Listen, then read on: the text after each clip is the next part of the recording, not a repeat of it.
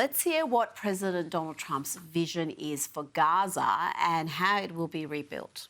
We've all agreed that supporting Gaza must be done to lift up the people themselves, but we don't want to fund anything having to do with the bloodshed, hatred, or terror, as has happened in the past. And for the same reason, we're also agreed that Gaza's reconstruction requires that it be demilitarized and that a new, honest civilian police force must be allowed to create a safe condition for the people in Gaza.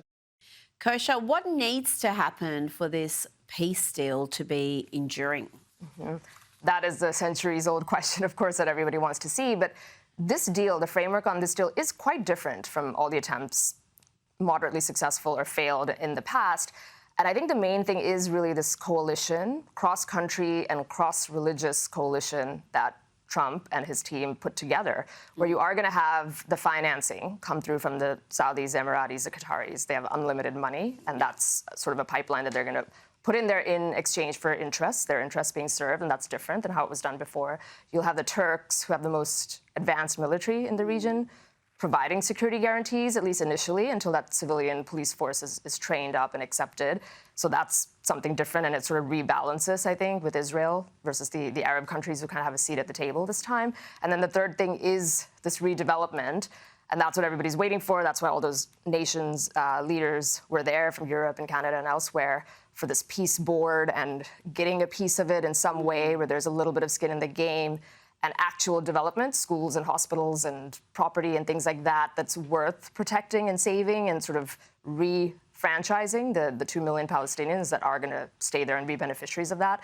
I think those elements are different, and there's a lot of wood to chop in terms of implementing it. But if they implement that framework and that strategy, then it feels like the building blocks are different from years past, millennia past, and hopefully that's the formula for something that endures. And it's fantastic for the US because not only do you have that cross-country coalition and the funding coming from a lot of those Arab nations, which means the American taxpayer isn't picking up the bill because this is something about America first. A lot of people thought Donald Trump is not living up to his America first promise, but he is, because by securing these peace deals, he is putting together the backdrop where it is not going to fall on the Americans to carry the load. He did pay that price with his base, with the Iran bombing and all those things, short-lived, but first and foremost, boots on the ground. Yeah. We're very scarred from 20 years of those adventures in the Middle East, don't want that. And then secondly, the taxpayer and the funding. So pulling this together, you're absolutely right, on both levels, economic and military. Being sort of the coordinator, being the chairman of the Board of Peace, like that's good. And our tax dollars and our troops not being in there is even better. So that, I think, is a big change, and hopefully that means it'll be enduring. Now, the input of the Arab world, indeed the Muslim world, you've got countries like Indonesia having input into this peace deal. How important is that? And it seems that Iran is completely isolated here. Yes. It is interesting because the divide of trust between the Israeli side for years and years and centuries and ostensibly the other side has been too wide. And it is difficult for someone like America that has historically been very pro-Israel and still is its strongest ally, coming in and playing that mediation role, rather than that sort of being the coordinator and letting these other sides bridge that divide is helpful. And having Muslim nations, Indonesia is one of the largest by population, though it's not in the Middle East, does provide a little bit more skin in the game and maybe acceptance and trust building for the Palestinians and whatever government, forms coming out of this. So it feels like it's better to have people that are actually either religiously attached to that region or geographically attached or both have more skin in the game rather than everything being directed by Big Brother America. That just hasn't worked very well, and the American people don't want that. Now, let's have a look at some of the interactions President Donald Trump had with the world leaders. He almost forgot Keir Starmer was even there, the man who has done really nothing to help this peace deal. Watch this awkward moment. Where's the United Kingdom? Where's our friend? Come here. Is everything going good? Very good. That's very nice that you're here. These people all came in like 20-minute notice, and I think it's fantastic. And we have so many others, and just so many others. Oh dear, I think he thought he was going to have his little moment and he was going to speak. You're not speaking, Keir. You had nothing to do with it. In fact, the likes of Keir Starmer, Emmanuel Macron from France, our own Prime Minister Albanese, really, they did not help this peace deal. They, if anything, set it back. And Marco Rubio made that point, didn't he? That every time one of them would pull a stunt, recognise the Palestinian state, the Palestinians would walk away from the negotiating table. This moment, from a leadership perspective, belongs to President Trump. Everybody knows it, whether they admit it with celebration or they admit it begrudgingly. But you'll find these other people who want to sort of just steal a little bit of the credit. It's these world leaders. It's the Biden administration people were all over TV yesterday saying how they came up with the framework and they're glad to see that Trump and his team implemented the framework they were the originators of. So they're all kind of trying to do that. But everyone knows, and that's why you see him really seizing this moment. And if I were Keir Starmer, I might have come up with something a little bit different, like half a step back, stay in the frame, as opposed to completely turning his back and going that way. That didn't look good. There was the quintessential Trump-Macron handshake. It happened again. Let's have a look at it. It went on for some time. They've become famous for this almost. They try to get the dominant position in the handshake. This one was another one that was notable. Have a look at this interaction right after the press conference. This is between Canadian Prime Minister Mark Carney and President Trump. Carney thanks Trump for upgrading him to president instead of calling him prime minister. And Trump responds as quick as a flash with, well, I could have called you governor. So you going back? I'll go back. I'm glad you upgraded me to president. Oh, did I say? Great stuff. It's good. I started. At least I didn't say that.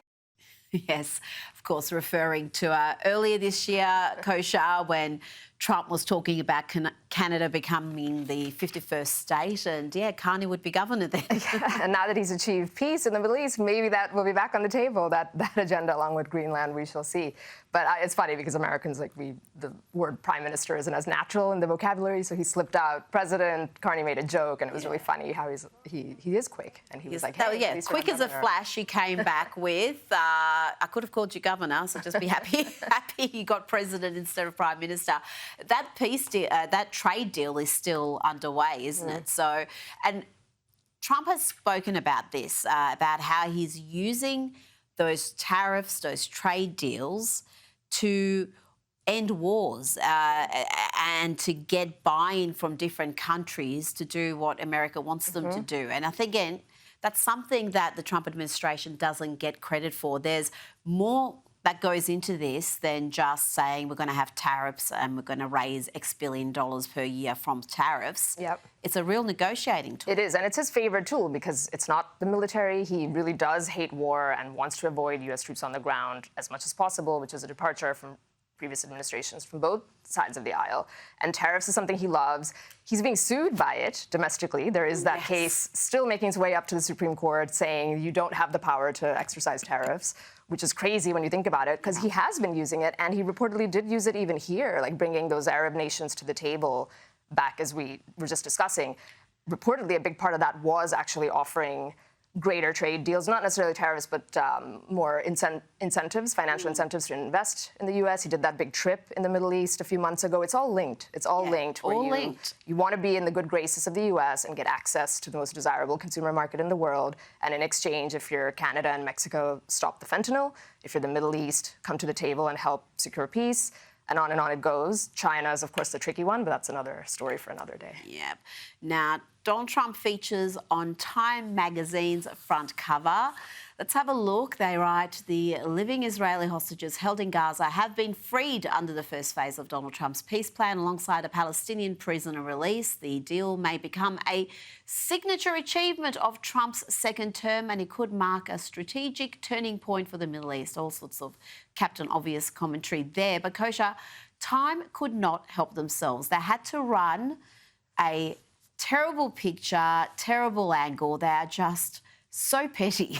They just couldn't say, OK, we're going to put him on the front page and it's going to be a complimentary story for once. He's going to be on the front cover. No, they had to put the most hideous photo they could find. And I have to imagine he's very unhappy about that because he's somebody who's very, conscious of image. And he's put out some amazing, iconic pictures, thankfully. That this one is not as important as it would have been pre-social media. He's got the fight photo. He's got the mug shot. He's got beautiful inauguration photos. But it is petty. You could say that they at least were one step better than the Nobel Committee, who wouldn't even deign to award him the prize. At least these guys gave him the cover. But yes, I don't think it's a coincidence that they chose that very unflattering photo. Kosha Gator, thank you for your time. Pleasure.